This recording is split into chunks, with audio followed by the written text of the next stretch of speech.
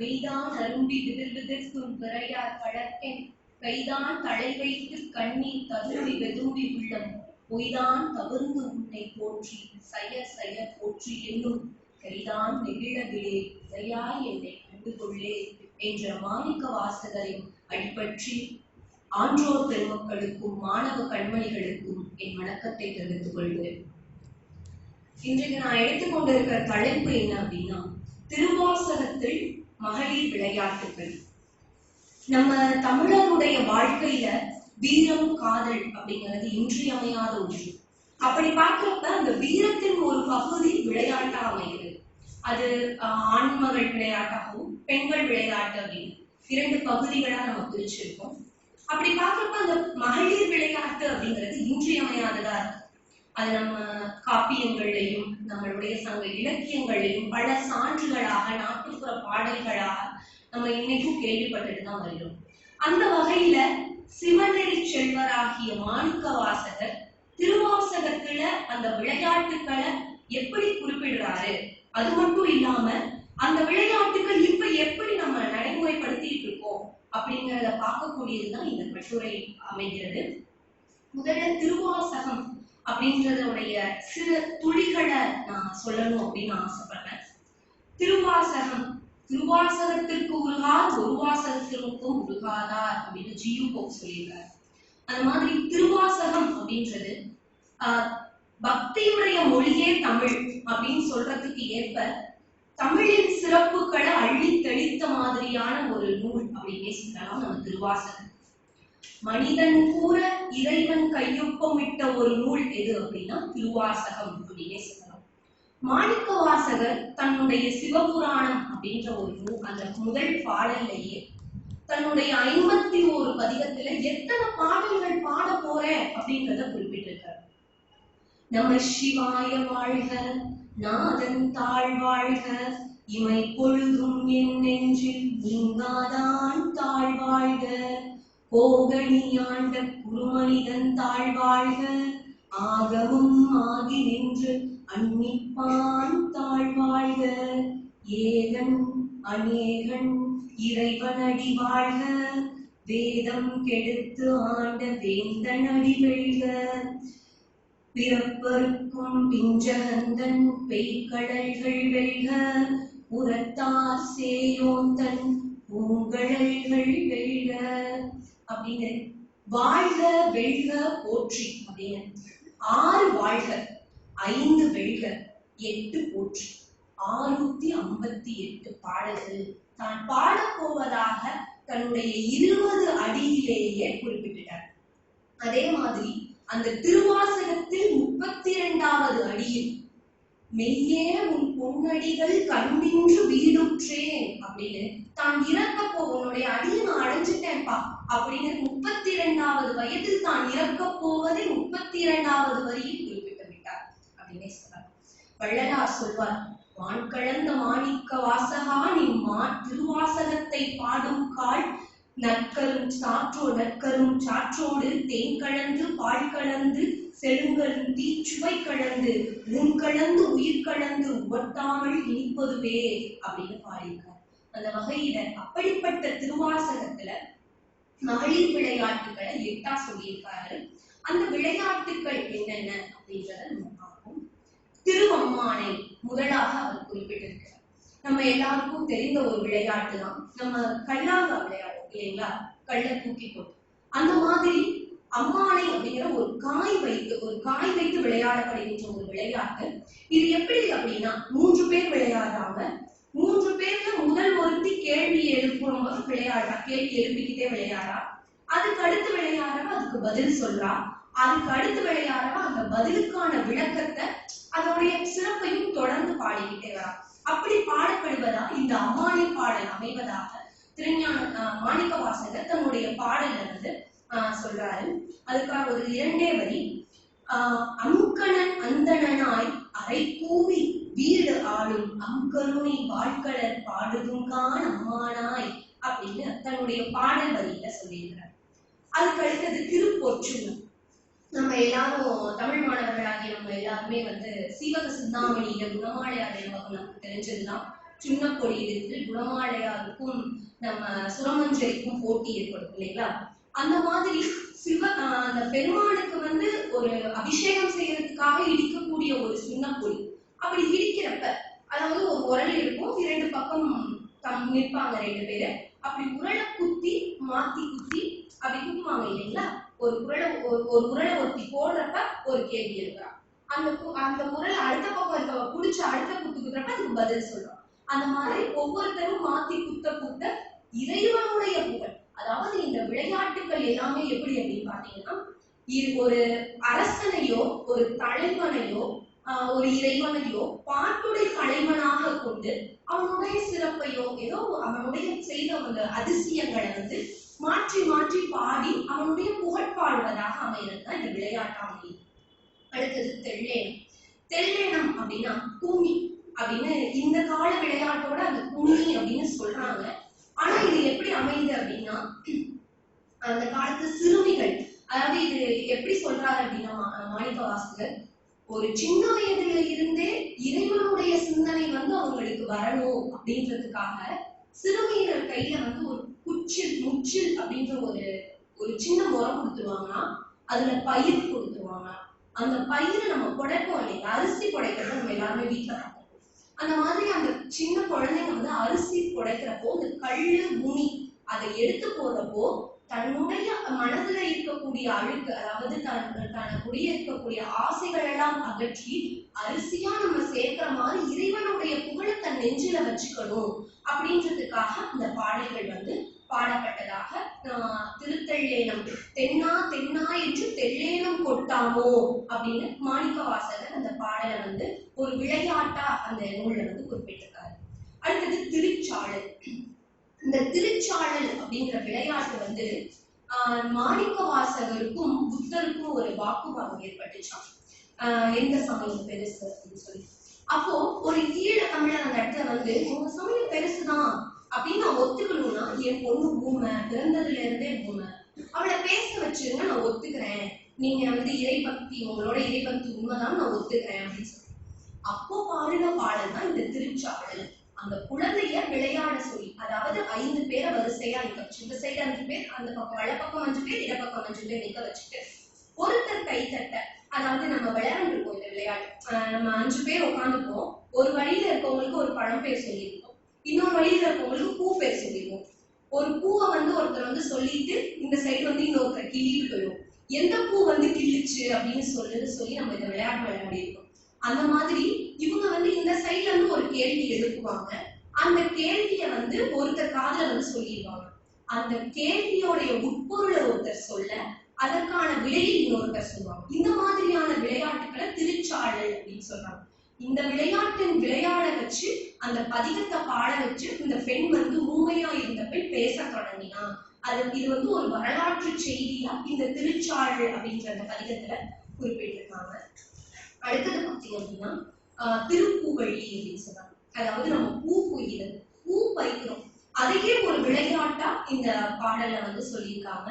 அதாவது புன்பாடல் பாடினா பூவள்ளி கொய்யாமோ, பூ பறிக்கும் போது கூட இறைவனுடைய சிந்தனை இருக்கணும் அப்படின்றதுக்காக அதையும் ஒரு விளையாட்டா நம்ம மாணிக்கவாசகர் உருவப்படுத்தியிருக்காரு.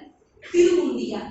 திருவுந்தியார்னா ஒண்ணு நொண்டி, நம்ம நொண்டியாரோம் இல்லையா, அது நொண்டி இந்த சில்லு போட்டு நம்ம உந்தி குதிச்சு குதிச்சு விளையாடுறதுதான் இந்த உந்தி அப்படின்னு சொல்லியிருக்காங்க. திருவுந்தி, குதித்து குதித்து, அதாவது மன மகிழ்ச்சியா இருக்கிறப்பையும் இறைவனுடைய சிந்தனை நமக்கு வேணும் அப்படின்றப்ப அந்த சில்லு விளையாடுறப்ப கூட அவங்க வந்து இறைவனுடைய புகழை வந்து பாடிக்கொண்டே விளையாடுவார்கள் அப்படின்றதுக்காக இந்த திருவுந்தி அப்படின்றத சொல்லியிருக்காங்க.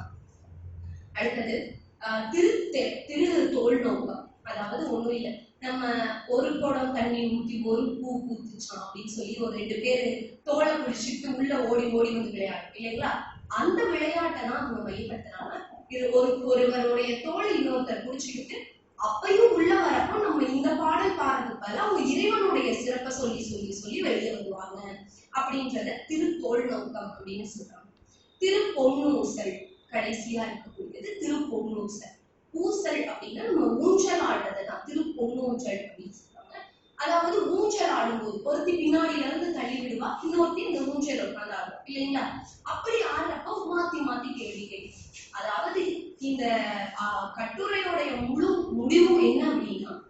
நம்ம விளையாடும் போதும் சிந்திக்கும் போதும் அனைத்தும் இறைமயமா இருக்கணும் அப்படிங்கிறதுக்காக எந்த ஒரு சின்ன செயலுமே இறைவனை மையப்படுத்தியதாக தான் இருக்கணும்.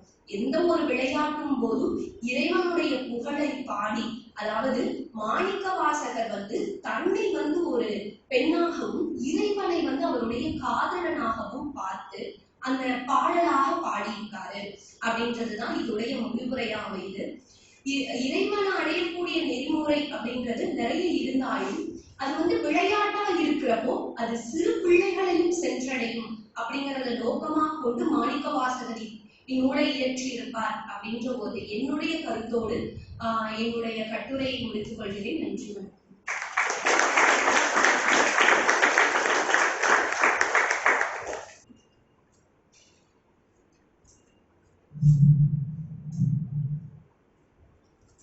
நற்றபில் நயங்களோடு சொற்பொருள் பெருக்கி கற்றவர் கருத்துரு செலுத்தி நலந்தரும் கவி பல படைத்து வளர்ந்தான என்னை வழிநடத்தும் என் தாய் தமிழுக்கும் என் ஆசிரியர் பேராசிரியர் மற்றும் தோழமை உறவுகள் அனைவருக்கும் என் வணக்கத்தை தெரிவித்துக் கொள்கிறேன்.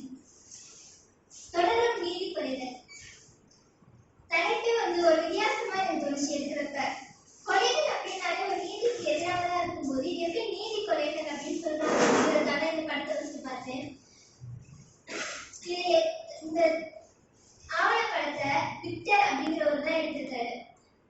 நீதி கொலைகள் அப்படின்னு அவர் என்ன சொல்ல வர்றாருன்னா, மரண தண்டனை நீதிமன்றத்துல நீதிபதிகளால் வழங்கப்படக்கூடிய கொலைகள் தான், மரண தண்டனையை தான் அவர் நீதி கொலைகள்னு சொல்றாரு. 2002 மே 13 ரோம் நாட்டுல ஒரு கூட்டமைப்பு நடந்துச்சு. அதுல அன்னையிலிருந்து தான் மரண தண்டனைக்கு எதிராக எத்தனையோ பேர் குரல் கொடுக்க ஆரம்பிச்சாங்க. மரண தண்டனைங்கிறது ஒருத்தர் கொலை பண்ணிட்டாருன்னா அவருக்கு நிறைய கொலைகள் செய்யறாங்க. தொடர்ந்து அந்த குற்றத்தை திரும்பி தடுத்து நிறுத்தணும், இதை யாரும் செய்யக்கூடாது அப்படிங்கிறதுக்காக அவருக்கு மரண தண்டனை தீர்ப்பு எழுதுறது. மரண தண்டனை கொடுத்ததுக்கு அப்புறம் அவர் திரும்பி வாழ்றதோ அப்படின்னா இல்லை. அப்படிங்கிறப்ப அந்த தண்டனை ஒரு பயனற்றதா இருக்குது அதிக அளவுல. ஏன்னா இன்னொருத்தர் அதை பார்த்து பயப்படுறாங்க. அப்படிங்கிறப்போ அது ஒரு சில இடங்கள்ல கொலை நடக்கும் போதே நம்ம போய் ஒருத்தரை கொலை பண்றோம் அப்படின்னா நம்ம போய் திட்டமிட்டு இப்படி அவரை கொல்லணும் அப்படின்னு சொல்ற கொலைகள் ரொம்பவே குறைவுதான். நம்ம ஒரு பயத்திலையோ இல்லை ஏதோ ஒரு காரணத்துக்காக ஒரு ஆவேசத்துல போய் ஒருத்தரை கொண்டுறோம். அப்படி நடக்கும்போது அவருக்கு ஒரு திருத்தி வாழ ஒரு வாய்ப்பு கிடைக்கணும். அதுதான் இந்த தொடர் நீதி கொலைகள் வழியா அவர் சொல்லியிருப்பாரு. தன்னுயிர் நீப்பினும் செய்யறதான் இன்னுயிர் நீக்கும் மிரை அப்படின்னு வள்ளுவர் சொல்றதுக்கு ஏற்ற மாதிரி ஒருத்தர் நம்ம கொல்லவே வராது, நம்ம உயிருக்கு பாவத்தை ஏற்பட போகுது அப்படின்னா கூட நம்ம திருப்பி அவரை கொண்டு கூடாது, நம்ம உயிரை காப்பாத்திக்கணும். அவரை தடுத்து நிறுத்தலாம்ல, அவரை தாக்கலாம். அவரோட உயிரை பறிக்கிறதுக்கான எந்த உரிமையுமே நமக்கு கிடையாது. ஒவ்வொரு உயிருக்கும் மிகப்பெரிய மதிப்பு இருக்குது. எந்த உயிரை வீணா எடுக்கிறதுக்கு மனிதர்களாகிய நமக்கு எந்த உரிமையுமே கிடையாது. பொதுவாக மரண தண்டனை நம்ம அதிகமா என்ன கேள்விப்பட்டிருக்கோம்னா, ஆண்களை தான் மரண தண்டனைக்கு உட்படுத்தி பார்த்திருக்கோம். ஆனா முதல்ல மரண தண்டனைக்கு ஆளானது ஒரு பெண் தான். மார்க்கம் தாஸ் அப்படிங்கிறவங்க தான் 1899 மரண தண்டனைக்கு உள்ளாக்கப்பட்டவங்க. அது மாதிரி ஏகப்பட்ட பேர் மரண தண்டனைக்கு போய் பார்த்துருப்போம் நம்மளே. இதே ஒரு சில குற்றங்கள் தான் நம்மளே சொல்லுவோம், இவங்களுக்குலாம் கண்டிப்பா மரண தண்டனை தான் கொடுக்கணும், இவங்களை கொண்டுருவோம், நானே மாதாப்புல இவங்களாம் கொண்டுருவேன் அப்படின்லாம் சொல்லி நம்ம நமக்குள்ள பேசிக்குவோம். ஆனா அந்த மரண தண்டனைக்கு உட்பட போறவங்க இன்னும் ஒரு வாரத்துல நம்ம செத்துருவோம், இன்னும் ஒரு மாசத்துல நமக்கு மரண தண்டனை கிடைக்க போது, நம்ம தூக்குல போட போறாங்க அப்படின்னு சொல்லி அவங்க மனரீதியா எந்த அளவுக்கு பாதிக்கப்படுவாங்க, அவங்க சுத்தி இருக்கவங்க எந்த அளவுக்கு அந்த பாதிப்புக்கு உள்ளாவாங்க. ஒரு மரணம் இயற்கையா நடக்க போறப்பே நம்ம அதை தாங்கிக்க மாட்டோம். அதை நம்மளால இன்னொருத்தருக்கு மரணத்தை அப்படி கொடுத்து ரொம்பவே தவறான செயல். பழைய இடங்கள்ல மரண தண்டனை கொடுக்கப்பட்டு ஒரு 20 வருஷம் ஏன் 30 வருஷம் கழிச்சு கூட அந்த மரண தண்டனை வாபஸ் வாங்கிருக்காங்க. இந்த மரண தண்டனை தவறா கொடுக்கப்பட்டுச்சு அப்படின்னு சொல்லி அப்போதைக்கு திரும்பி மரண தண்டனை வாங்கலாம், அவருக்கு ஒரு நல்ல பேர் கிடைக்கலாம். ஆனாலும் இறந்து போன அவரோட திரும்பி மீட்டெடுக்க முடியாதுல்ல. கோப்பர்னிக்கஸ் எல்லாத்துக்குமே தெரியும், பூமி சூரியன் தான் பூமி தான் சுத்துது, சூரியன் பூமியை சுத்தி வரல அப்படின்னு சொன்னாரு. அப்படி அவர் சொல்றது வந்து மத கோட்பாடுகளுக்கு எதிராக இருக்குது அப்படிங்கிறதுக்காக அவருக்கு வந்து மரண தண்டனை கொடுத்து கொண்டாங்க. ஆனா அதே இதுதான் திரும்பி ரொம்ப வருஷம் கழிச்சு நிரூபிச்சாங்க, அறிவியல்பூர்வமா நிரூபிக்கப்பட்டது. அதுக்கப்புறம் வந்து கோபர்னிகஸோட அவர் புதைக்கப்பட்ட இடத்தை தோண்டி அவரோட எலும்புகள் எல்லாம் எடுத்து மீண்டும் அரசு மரியாதையோட அடக்கம் பண்ணாங்க. அவரான ஆராய்ச்சி மூலம் அவர் சொன்னது உண்மையான கருத்தா இருந்தா கூட அவருக்கு மரண தண்டனை கொடுக்கப்பட்டிருக்கு. திரும்பி அவர் வர முடியறதுல அதனால எந்த தீர்ப்பையுமே மரணம் அப்படிங்கிற ஒரு தண்டனை வந்து நம்ம கொடுக்கவே கூடாது. பூமியிலுக்கு ஒவ்வொரு உயிரினத்துக்குமே ஒரு மிகப்பெரிய மதிப்பு இருக்குது, ஒரு முக்கியத்துவம் இருக்கு. இப்ப நம்ம வந்து நாகரிகத்தோட பெரிய வளர்ச்சிக்கு வந்துடும். ஆனால் குற்ற செயல்கள் வந்து கம்மியா இருக்கு அதிகமா இருக்கு அப்படின்னா இல்லை. குற்ற செயல்களும் அது வந்து நிறைய தான் இருக்குது. அதுக்கு வந்து மரண தண்டனை வந்து ஒரு நியாயமான தீர்ப்பா அப்படின்னா கண்டிப்பா கிடையாதுதான். காலத்துக்கு ஏற்ற மாதிரி ஒரு தப்பு தராட்சி செஞ்சுட்டாங்க, இது வந்து இப்ப தவறான செயல் அப்படின்னு ஒருத்தருக்கு மரண தண்டனை கொடுக்குறாங்க. ஆனா அதே தவறு இன்னொரு 10 வருஷம் கழிச்சு சரியானதா இருக்கும். இப்ப இந்த காரணத்துக்காக தான் இந்த தப்பு பண்ணாரு அப்படிங்கிறதுதான் இருக்கும். அப்ப அவர் உடனே அவருக்கு மரண தண்டனை கொடுத்துட்டா அவர் இறந்துருக்காரு. அதே 10 வருஷம் கழிச்சு அவர் அந்த தப்பு வந்து ஒரு மனிதனுக்கு உரிமை அப்படின்னு ஆகும்போது அது வந்து அவரால் ஒண்ணுமே பண்ண முடியாது நம்மளால. அதே அவர் வேற ஒரு தண்டனை கொடுத்திருந்தா அவர் வந்து திரும்பி வாழக்கூடிய வாய்ப்பு கிடைக்கும். ஒரு குற்றத்துக்கு அவர் மரண தண்டனை கொடுத்து இறக்கிறத விட அதே குற்றத்துக்கு எதிராக அவரை எடுத்து வேற ஏதாவது தீர்ப்பு கொடுத்து ஒரு வேற ஏதாவது அவருக்கு வேலை கொடுக்கிறது, இந்த மாதிரி பணிகள் சமூக பணிகள் அவர் ஈடுபடுத்துறது மூலமா அவர் திருத்துறதுக்கான முயற்சிகளை எடுக்கலாம் அப்படிங்கிறதுதான் இந்த ஆவணப்படத்துல வந்து சொல்லியிருப்பாங்க. இது வந்து ஒரு அச்சுறுத்தலா அப்படி இருக்குதா அப்படின்னா இல்லை, கண்டிப்பா கிடையாது. அதை பார்த்துட்டு அவங்க வந்து ரொம்பவே டிப்ரெஷனுக்கு ஆளாகுவாங்க. அவங்க இறக்குறதுக்கு முன்னாடியே ரொம்ப மனநிலையில பாதிக்கப்படுவாங்க. ஒரு விலங்குகள் ரோட்ல போறப்ப கல்யாணத்துக்கு கட்டிக்கூடாது, உதைக்க கூடாது, அதை காயப்படுத்த கூடாதுன்னு பேசக்கூடிய நம்ம மனித உயிர்களுக்கு அதை விட அதிக மதிப்பு கொடுக்கணும் அப்படிங்கறதுதான் அவர் ரொம்பவே அழகா சொல்லி காட்டியிருப்பாரு. மரண தண்டனைக்கு எதிராக ஏகப்பட்ட துறைகள் எடுத்துக்கொண்டுதான் இருக்குது. உலகத்துல இருக்கிறதுல 3/4 நாடுகள் வந்து இப்போ 3/2 பங்கு நாடு மரண தண்டனை வேண்டாம் அப்படிங்கிற முடிவு எடுத்துருச்சு. இன்னும் ஒரு சில நாடுகள்ல மரண தண்டனை கொடுக்கலாம் அப்படின்னு இருந்தா கூட பல வருடங்களா அந்த தீர்ப்பு வந்து அவங்க கொடுக்கவே கிடையாது. இந்தியாவுல பொதுவாகவே அதிகப்படியான மரண தண்டனைகள் வந்து கொடுக்கறது இல்லை. கொடுக்கக்கூடிய மரண தண்டனைகள் வந்து கர்ப்பிணி பெண்களுக்கு கொடுக்கக்கூடாது, மனநலம் பாதிக்கப்பட்டவங்களுக்கு கொடுக்கக்கூடாது அப்படின்னு ஒரு சில கட்டுப்பாடுகள் வச்சுதான் கொடுக்குறாங்க. ஆனாலும் மற்றவங்களும் அவங்களோட அந்த நேரத்துல அவங்க என்ன பண்ணணும், எப்படி பண்ணணும் அப்படிங்கிற எந்த ஒரு இதுவுமே சுய சிந்தனைகள் இல்லாம ஏதோ ஒரு காரணத்துக்காக அந்த தப்பை பண்ணிருப்பாங்க. அதுக்காக அவங்க வந்து மரண தண்டனை கொடுத்து உயிரை பறிக்கிறது செய்யக்கூடாது. திரும்பி வாழ்றதுக்கான வாய்ப்பு வந்து நம்ம அவங்களுக்கு கொடுக்கணும். இப்போதைக்கு வந்து அந்த கருத்து அடிப்படையில மரண தண்டனை பத்தி நம்ம நிறைய கட்டுரைகள்லயோ இல்ல பேச்சுகள்லயோ வந்து கேட்டுட்டு இருக்கோம். இதை வந்து ஆக்கப்படுத்தி இன்னும் ஒரு எழுச்சி மிக்க குரல்களால அவங்க வந்து பேசி மரண தண்டனை வந்து மொத்தமா ஒழிக்கணும் அப்படிங்கிறதா சொல்லணும். அக்டோபர் 10ஆம் தேதி 2003 இருந்து உலக மரண தண்டனை எதிர்ப்பு நாளா கொண்டாடிட்டு இருக்காங்க. இந்த விஷயத்தை பத்தி நமக்கு எத்தனை பேருக்கு தெரியும் அப்படின்னா எனக்கே வரைக்கும் தெரியாது. இதை பத்தி இப்ப பேசணுங்கிறதான் தெரியும். நாம பார்த்ததுல இருந்தா எனக்கே தெரியும். சரி, ஏதாவது தப்பா அவங்க கொல்லணும், அப்பதான் அடுத்த பேர் அந்த தப்பை செய்ய மாட்டாங்க. எடுத்து கொல்லலாம் தப்பு இல்லை. இவ்வளவு மக்கள் இருக்கோம், நம்ம ஒரு உயிர் போது அந்த ஒரு உயிரால இவ்வளவு பேர் காப்பாற்றப்படுறாங்கல்ல அப்படிதான் நானே சொல்லுவேன் இதனால. ஆனா அந்த விக்டர் இருக்கிறவர் அந்த படத்துல ரொம்பவே அழகா காட்டியிருந்தாரு. ஒருத்தர் இறந்து போறாரு, ஒருத்தருக்கு மரண தண்டனை கொடுக்குறாங்க, அவர் இறந்துறாரு. அவருக்கு தண்டனை கொடுத்ததுக்காக நாட்டுல மக்கள் வந்து பல பேர் ஆனந்தப்படுறோம். ஒரு கேஸுக்கு ஒரு குற்றத்துக்கு ஒரு நல்ல தீர்ப்பு கிடைச்சிருச்சு, இவரை வந்து தூக்குல போட்டுட்டாங்க, அவர் கெட்டவன் தான் தூக்குல போட்டாங்க, நிறைய பேர் ஆனந்தப்படுறாங்க. அதே நேரத்துல அவரோட குடும்பத்துல இருக்கவங்களோ இல்ல அவருக்கு 4 பேர் குழந்தை இருந்தா அந்த குழந்தையோட மனதையும் எவ்வளோ அந்த அளவுக்கு காட்டியிருக்காங்க. இதே கொஞ்ச நாளைக்கு அவரை வந்து ஜெயில வச்சிருந்துக்கலாம். அப்படி இல்லையா அவர் கொண்டுட்டாருன்னா அதுக்கு இவர் திருந்ததுக்கு ஏற்ற மாதிரி ஒரு இடத்துல கொண்டு போய் அவரை வச்சிருந்து அவருக்கு வந்து மன மாற்றத்தை உண்டு பண்ணி வெளியே அனுப்பியிருந்தாங்கன்னா அதிகப்படியான குற்றங்கள் நடக்காதுன்னு நினைக்கிறேன்.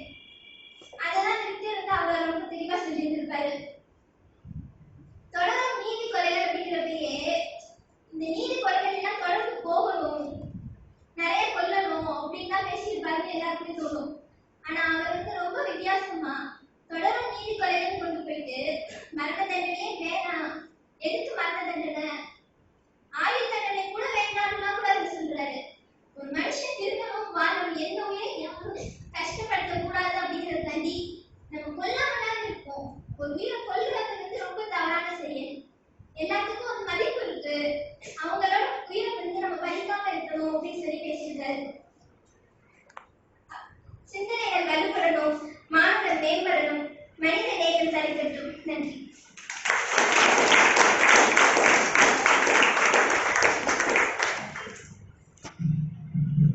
தொடரும் நிதி கொலைகள் என்னும் ஆய்வு கட்டுரையை வழங்கிய இளங்கலை தமிழ் 3ஆம் ஆண்டு பயிலும் எனது அன்பு தோழி ஸ்ரீ ஜே ஜெயஸ்ரீன் அனுப்பிரியா அவர்களுக்கு என் மனமார்ந்த நன்றிகளையும் வாழ்த்துக்களையும் தெரிவித்துக் கொள்கிறேன். அடுத்ததாக பெண்ணே உன் தடைகளை மீறி என்னும் சமூக உரையாடலை அறிவுரைப்படுத்திட இளங்கலை தமிழ் 2ஆம் ஆண்டு மாணவர் எனது அன்பு தம்பி செல்வனி வெகு அவர்களை அன்புடன் அழைக்கிறேன்.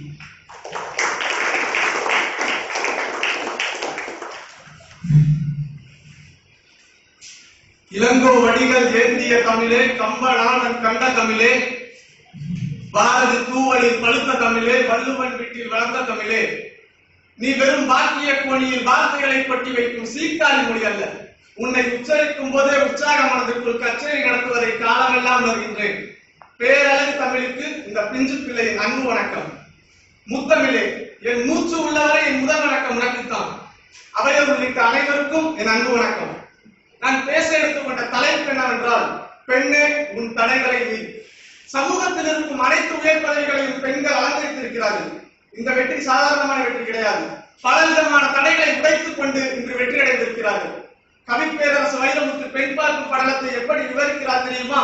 இதோ இப்படி: 6 அடி கூந்தலை அள்ளி முடித்து, ஈக்கள் மொய்க்கும் பூக்கள் சுமந்து, மணி விழிக்கும் மையெழுதி, மலர் முகத்தில் பொட்டெழுதி, செங்கமல கன்னத்தில் சின்னதாய் புள்ளியிட்டு, தங்க முகம் தாழ்த்தி தலை பார்த்து பாத குலுசிரண்டும் பாட்டு கச்சேரி வைத்து, நாத கவிபாட நடந்து வந்து இப்படி காட்சி பொருள்களாய் பார்க்கப்பட்ட பெண்கள் இன்று கால் வைக்காத துறைகளே இல்லை என்று சொன்னால் அது மிகையாகாது. நான் இப்பொழுது வரலாற்று நிகழ்வுகளை தொட்டு பேசுகிறேன். பாண்டிய நெடுஞ்செழியன் அவையில் ஆண் புலமை 1000 இருந்தும் நீதிக்காக முத்துப்பரவங்களை கொண்டு தடைகளை மீறி தன் கணவன் கல்வன் அல்ல என்று நிரூபணம் செய்தது ஒரு பெண்மை தானே. ஆண்டுகள் 14 ஆனாலும் ஆணின் அற்ப எண்ணம் பெண்மையை சந்தேகப்பட்ட போது தடைகளை மீறி தீயில் இறங்கி நிரூபணம் செய்தது ஒரு பெண்மை தானே. பாம்பென்றால் படைகள் எடுக்கும், புலில் என்றால் புறமுதுகை காட்டி ஓடும் பூலோகத்தில் முரத்தால் அடித்து வீரம் படைத்த வேறு நாச்சியார் ஒரு பெண்மை தானே. சங்க காலத்தில் நூற்றுக்கணக்கான குறுநில மன்னர்கள், ஆயிரக்கணக்கான புலவர்கள், ஏன் 63 நாயன்மார்கள் இருந்தோம். ஔவையாரின் தமிழ் புலமை தடைகளை மீறி நிரூபிக்கப்பட்டது அது ஒரு பெண்மை தானே. நீ கருவுற்று இருந்தால் ஒரு குழந்தைக்கு தாயாகி இருக்கலாம். நீ கருணையுற்றதனால் அகில உலகிற்கே தாயானாய். இது அன்னை தெரசா எனும் ஒரு பெண்மை தானே. இஸ்லாமிய பெண்களுக்கு கல்வி வேண்டி போராடிய பாகிஸ்தான் மங்கை மலலாவை துப்பாக்கியால் சுட்ட போது மறந்து விடாதீர்கள். துப்பாக்கியால் சுட்ட போதும் துச்சம் என்று போராடி வென்றது அவர் பெண்மை தானே. ஒரு பெண்ணின் கண் அசைவிற்கு கூட இலங்கை மாதிரி நாடுகள் எல்லாம் அஞ்சு நடுங்கியது என்றால் அது இந்திராதன் என்ற ஒரு பெண்மை தானே. உண்மையிலேயே அழகு பெண்கள் யார் தெரியுமா? அழகு நிலையத்தை பார்த்து ஒரு ஏளன சிரிப்புடன் நடந்து செல்கிறாளே ஏழை பெண், அவள் தான் கொள்ளை அழகு. அப்படிப்பட்ட அழகிய இளம் பெண்கள் இலங்கை இறுதி கட்ட போய் தடைகளை மீறி குண்டுகளுக்கு தன் இனம் காக்க தன்னையே இரையாக்கி கொண்டார்களே, அதுவும் ஒரு பெண்மை தானே. நேற்று மழை பெய்தது. நான் பேருந்தில் அமர்ந்திருந்தேன். அவள் பேருந்து நிறுத்தத்தில் நின்று கொண்டிருந்தாள். நான் கையசைத்தேன், அவள் கையசைக்கவில்லை. மனசு வலித்தது. இப்படி பொழுதுபோக்கிற்காக படிக்காமல் பெண்கள் இந்த பதவிக்கு வரவே முடியாது என்று எல்லோரும் நினைத்திருந்த தடையை மீறி பொக்ரன் அணுகுண்டு மாதிரி வெடித்து இந்தியாவின் முதல் பெண் IPS அதிகாரியை சாதனை படைத்தாரு. அது கிரண்பேடி என்ற ஒரு பெண்மை தானே.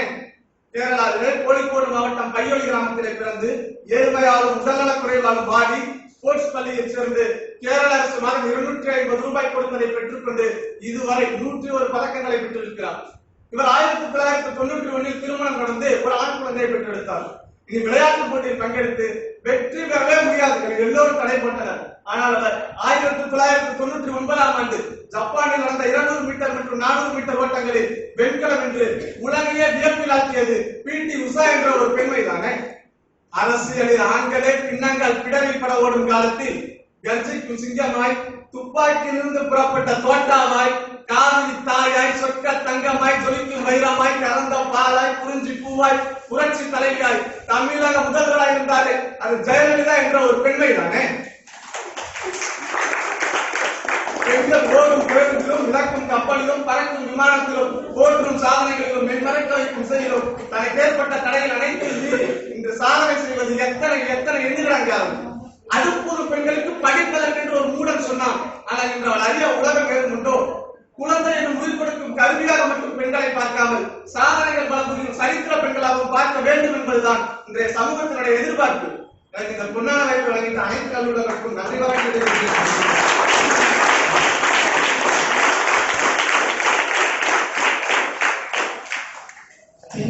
உன் தடைகளை மீறி இன்னும் சமூக உரையாடலை தனக்கே உண்டான பாணியில் நம்மிடம் எடுத்து வைத்த அன்பு தம்பி செல்வம் வெகுவார்களில் அன்புடன் எனது மனமார்ந்த நன்றிகளையும் நெஞ்சார்ந்த வாழ்த்துக்களையும் தெரிவித்துக் கொள்கிறேன்.